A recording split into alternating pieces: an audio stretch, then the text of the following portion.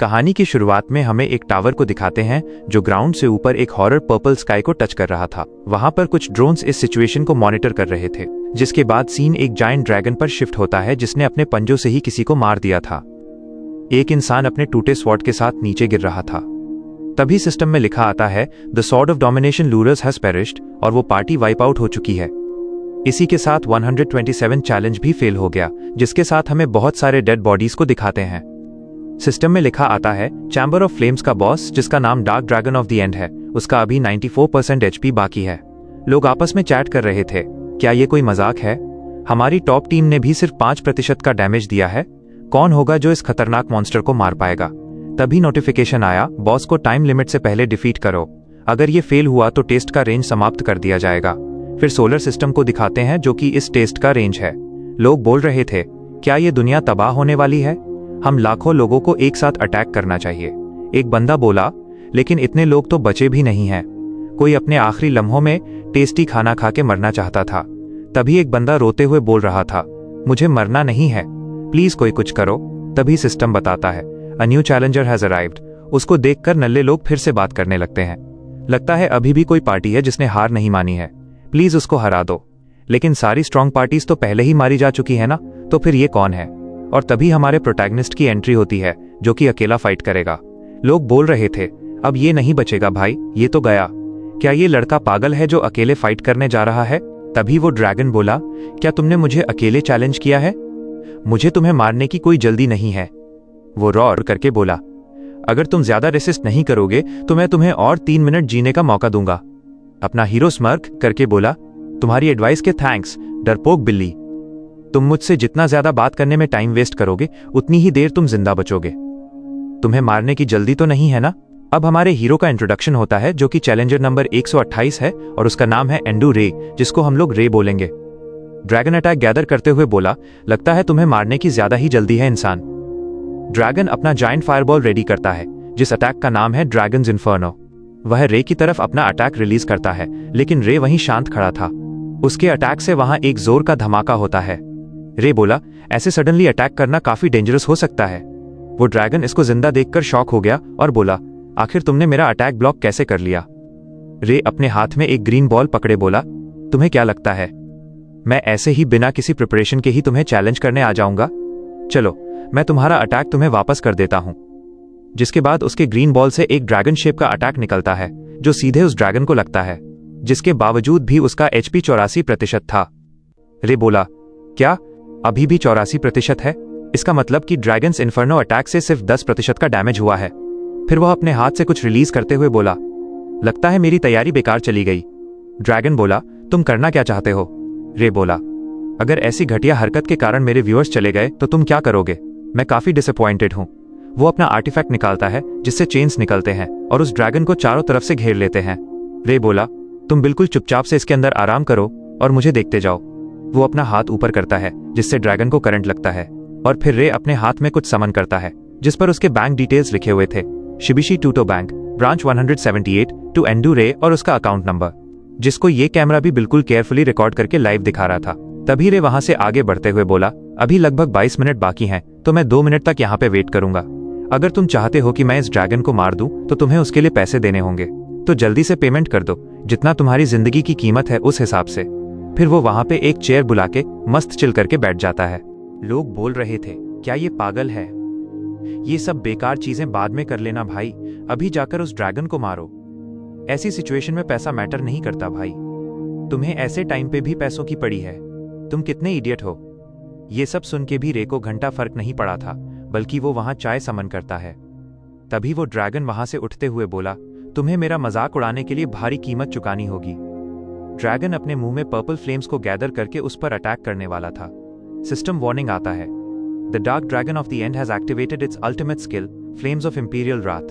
बिना किसी देरी के वो अपना अटैक रे के ऊपर रिलीज कर देता है, लेकिन रे ने एक बैरियर लगा रखा था और वो तो मस्त बैठ के चाय पी रहा था। ड्रैगन अपना अटैक वेस्ट होते देख के शॉक में था।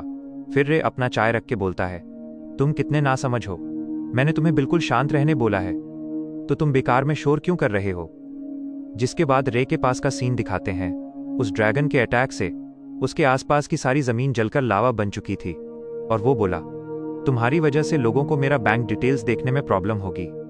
ड्रैगन बोला, ये नामुमकिन है। आखिर तुमने मेरा सीक्रेट टेक्निक को डिफ्लेक्ट कैसे कर दिया? रे आराम से अपना मोबाइल स्क्रीन देख रहा था जहां पर मिलियंस में पेमेंट्स रिसीव हो रहे थे। फिर भी वो बोलता है, अभी तक मुझे सिर्फ 100 बिलियंस ही मिले हैं। क्या तुम लोग मेरा मजाक बना रहे हो? मुझे नहीं लगता मैं इतने कम पैसों में अपना काम अच्छे से कर पाऊंगा।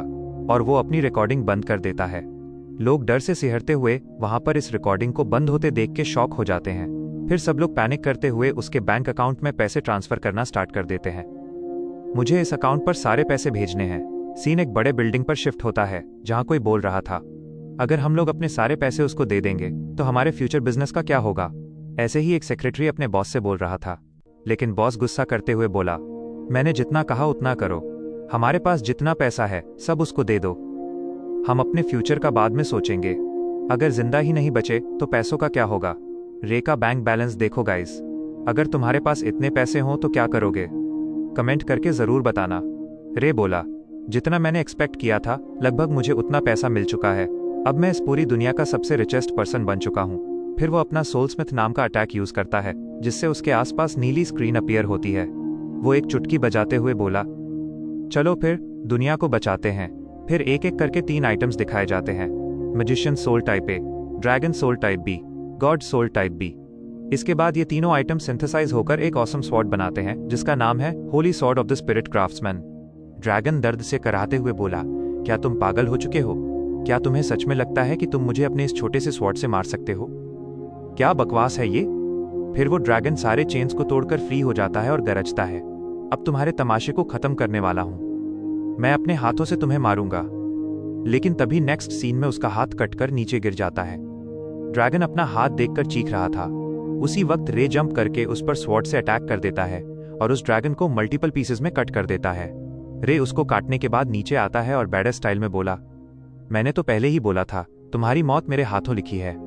आखिर तुम्हें मारने की वजह से मैं दुनिया का रिचेस्ट पर्सन जो बन चुका हूँ। सीन पास में शिफ्ट होता है जहां कड़कती धूप को दिखाते हैं और रे जी जान लगाकर हाफते हुए गेम खेल रहा था जैसे कि हम लोग खेलते हैं। सिस्टम से उसको कांग्रेचुलेशंस का नोटिफिकेशन आता है और उसने अपना जी जान लगाकर गेम क्लियर कर लिया था। जिसके बाद एक और नोटिफिकेशन आता है, you have successfully pass the final test. वो स्माइल करते हुए एक्साइटमेंट में बोला, क्या सच में मैंने ये गेम क्लियर कर लिया? मुझे तो यकीन नहीं हो रहा। फिर रे बताता है, स्कैम गेम, यही नाम था उस गेम का, जो एक वर्चुअल रियलिटी एक्शन गेम था जहां पे इंप्रेसिव वर्चुअल एक्सपीरियंस था और इमर्सिव और एक्शन से भरपूर 16 के हाई रेजोल्यूशन भी था। प्लेयर चीजों को सुनने के साथ ही स्मेल और फील भी कर सकते थे। वो एक ऑनलाइन ओपन वर्ल्ड गेम था। जो लोग उस गेम को क्लियर करेंगे उनको लिमिटलेस एसेट्स मिलेंगे जो चाहे 10,000 साल बीत जाए फिर भी खत्म नहीं होंगे। लेकिन इस बात पर किसी ने भी यकीन नहीं किया। लोगों को ये बात झूठ लगती थी। मैं ही एक अकेला प्लेयर था जो उस गेम को एंजॉय करता था और उनसे बोलता था, प्लीज मेरे बैंक अकाउंट में पैसे ट्रांसफर कर दो। इसके बाद सीन कंस्ट्रक्शन साइट के कुछ वर्कर्स पर शिफ्ट होता है जो लोग खाने के रिलेटेड कुछ बात कर रहे थे। रे बताता है, मैं उस दिन भी हमेशा के जैसे ही अपने जॉब साइट पर था।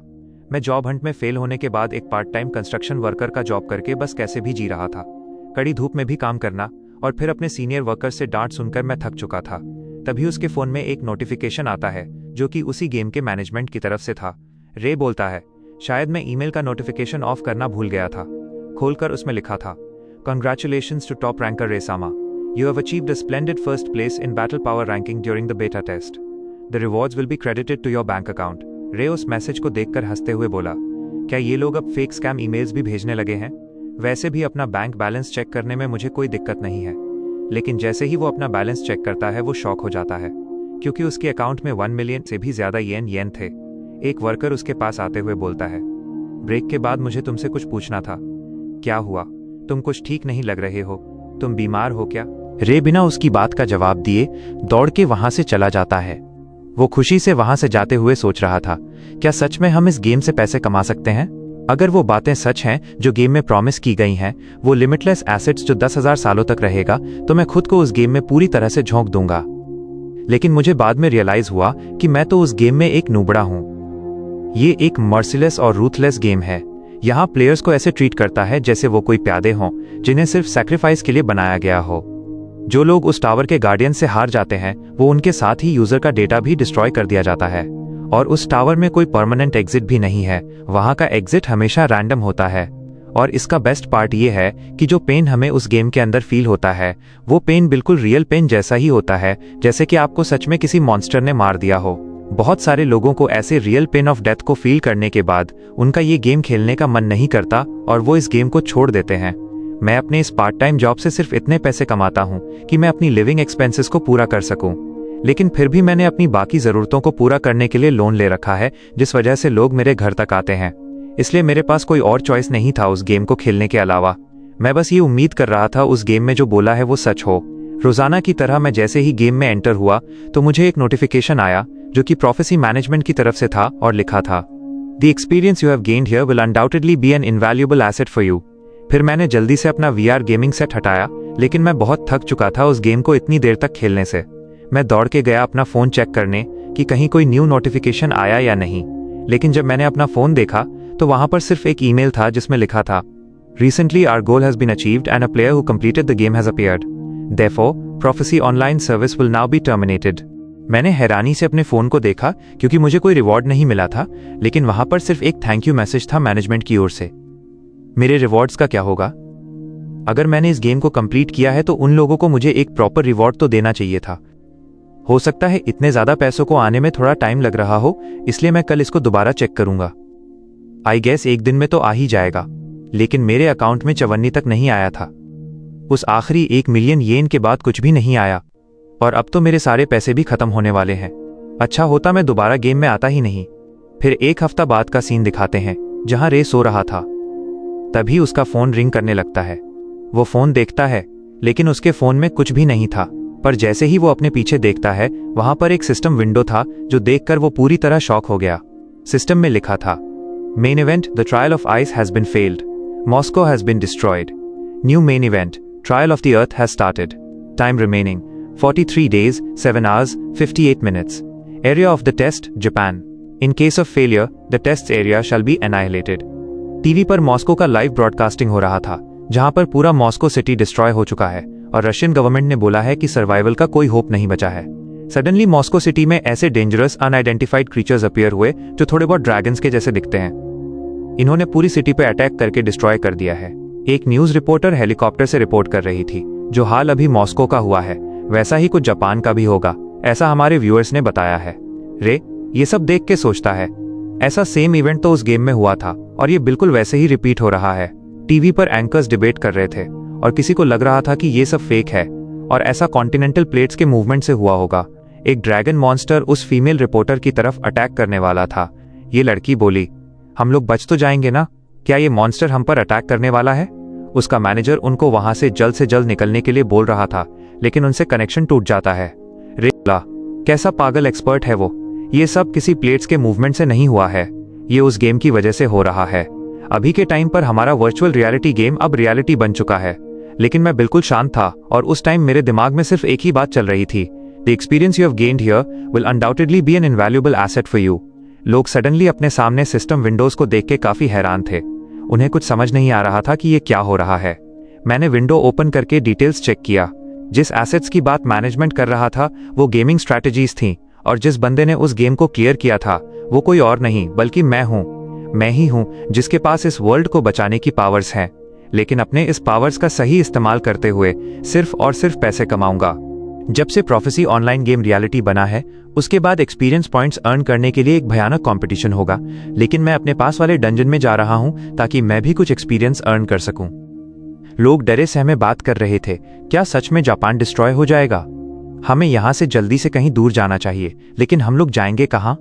बसें और ट्रेनें सब कुछ तो रुक चुका है। तभी कोई चिल्ला के बोलता है, ओ ए लड़के, तुम जहां हो वहीं रुक जाओ। रे अपने पीछे उन लोगों को देखकर शॉक्ड हो जाता है, क्योंकि वो वही लोग हैं जिनसे रे ने पैसे लोन लिए थे। रे सोचता है, ये यहाँ क्या कर रहा है? इसको भी भला अभी ही आना था।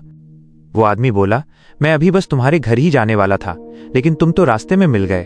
और वो अपना जला हुआ सिगरेट उसके फेस पर फेंक देता है।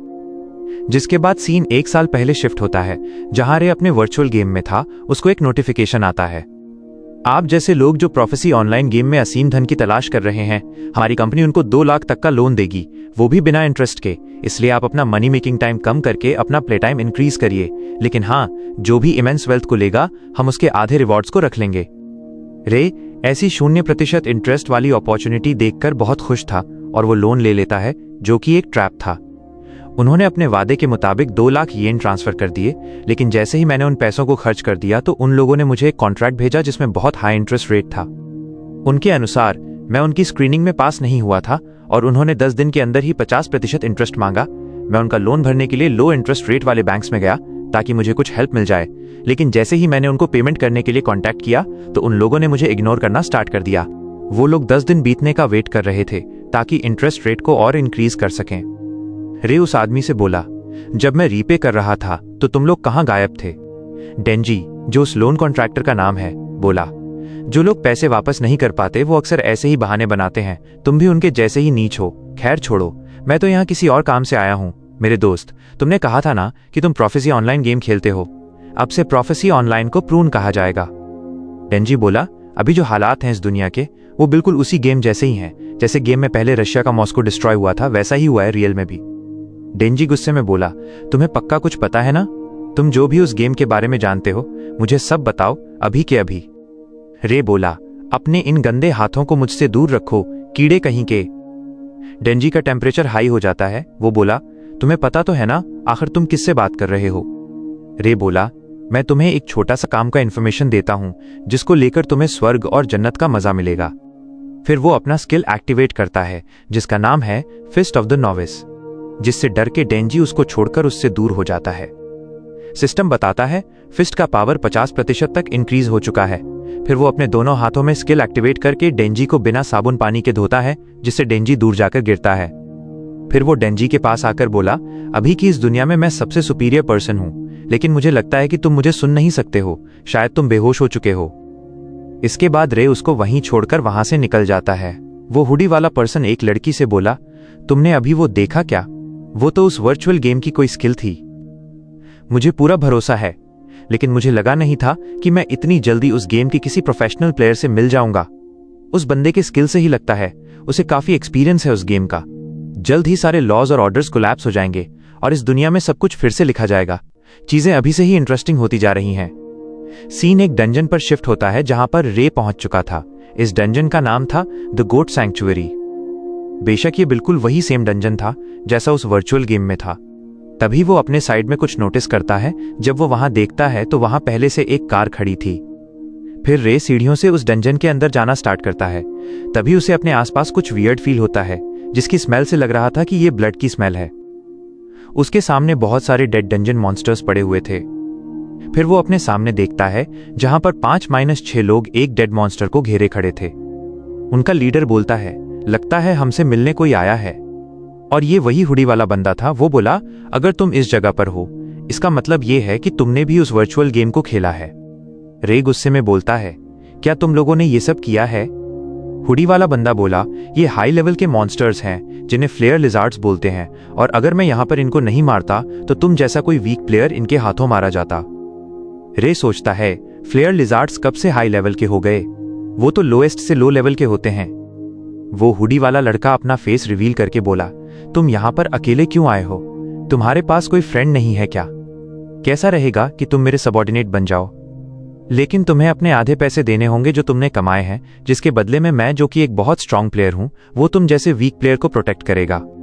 उसके बाकी सबऑर्डिनेट्स भी बस रे को ही देख रहे थे। लेकिन रे बोला, नहीं यार, मुझे इसकी जरूरत नहीं है, मैं अकेले ही कर लूंगा। इसके अलावा मुझे नहीं लगता कि तुम सारे लोग मिलकर भी बॉस मॉन्स्टर का कुछ उखाड़ पाओगे। हुडी वाला लड़का गुस्से में रे को घूर के देखता है। इसके बाद वो सब लोग आपस में बात करते हैं, चलो पहले इस लड़के को ही मार देते हैं, फिर बॉस मॉन्स्टर से फाइट करेंगे। लड़की बोलती है, क्या उसको मारना सही रहेगा, वो भी बिना किसी रीजन के? उनका लीडर बोला, हमारे अलावा बाकी सारे प्लेयर सिर्फ एक मुसीबत हैं, इसलिए अच्छा होगा कि हम लोग इसे यहीं मार दें ताकि कम से कम लोगों के पास इस गेम का इन्फॉर्मेशन हो। मैंने तो इसे मारने का डिसाइड कर लिया है, लेकिन जिसे दिक्कत है वो उस लड़के के साथ ही यहां मारा जाएगा। उसकी धमकी से डरकर सारे लोग बिल्कुल चुप हो जाते हैं। गाइज, एक बात बताओ, ये क्या हो रहा है? पहले यहां 6 बंदे थे, फिर अभी इतने एक्स्ट्रा बंदे कहां से आ गए? यहाँ का बॉस, जिसका नाम है एम्बर गोट, उसको हराने में ज्यादा दिक्कत नहीं होगी, लेकिन उसके मरने के बाद दोबारा रीस्पॉन होने में पूरे 7 दिन लगते हैं।